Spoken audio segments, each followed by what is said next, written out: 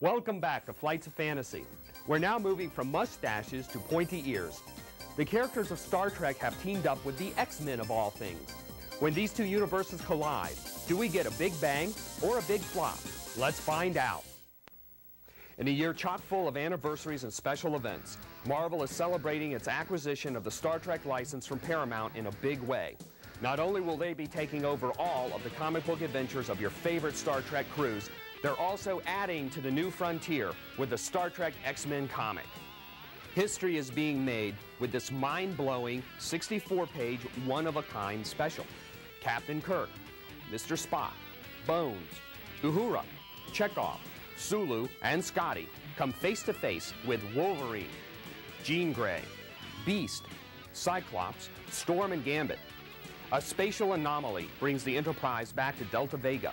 As they investigate, an alien ship pops out of it and is destroyed, but not before Spock detects life aboard. Suddenly, a much larger ship bursts from the anomaly. Instead of firing a weapon, the Enterprise is met by Gladiator of the Shi'ar Imperial Guard, who not so politely tells them to leave. Our mutants barely make it out of the destroyed ship and start to assess their situation. Gambit was injured in the transport, and Storm and Beast work their way to sickbay. They meet a surprised Leonard McCoy, and the two medical men get to work. The rest of the X-Men are met by Spock, and when logic doesn't work, Wolverine finds out about Vulcan fighting techniques. The groups finally meet, and they start to make plans. We also meet Deathbird and the cause of the disturbance. Proteus has combined with the body of Gary Mitchell, creating a new life form. Gary Proteus shows his hand, and like all cosmic bad guys, he wants to reshape reality in his own image. Very familiar sounding. Spock and Beast set up survival plans while the X-Men barely survive a battle with the Entity. Kirk gets Jean to do her version of a mind meld so he can talk to Gary and convince him to do the right thing. The Enterprise attempts to destroy the rift, stinging the bad guy into having the sense to stop before he does any more damage. Gary lets the folks on the planet destroy the vessel, and Spock, Bishop, and Beast clobber the anomaly. The X-Men and Deathbird's group form an uneasy alliance to get home to our time, reality, and the parting words are spoken. New friends are made as we continue to journey where no man has gone before. The Star Trek X-Men special was written by Scott Lobdell and drawn by Mark Silvestri and the gang at Top Cow Studios. Although this improbable team-up book is a full-fledged marketing gimmick, it is worth the effort. Scott Lobdell is one of the best writers of the X-Men, and Mark Silvestri is a fan-fave X-Men alumnus.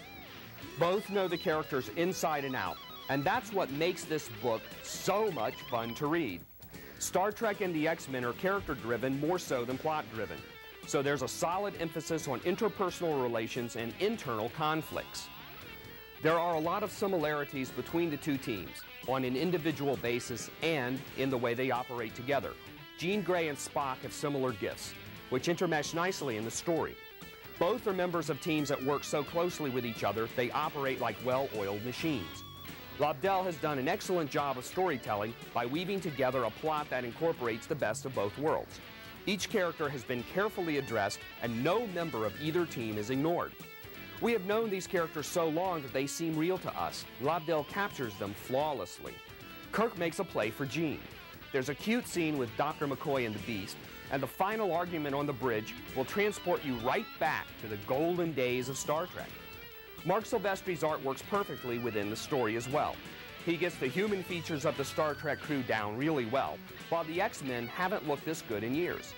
Besides the main story, there's a pinup gallery featuring characters from both teams.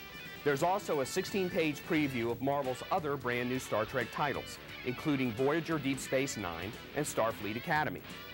Star Trek X-Men is being released to celebrate Marvel's 35th anniversary and Star Trek's 30th anniversary. It's a good present for fans of all ages.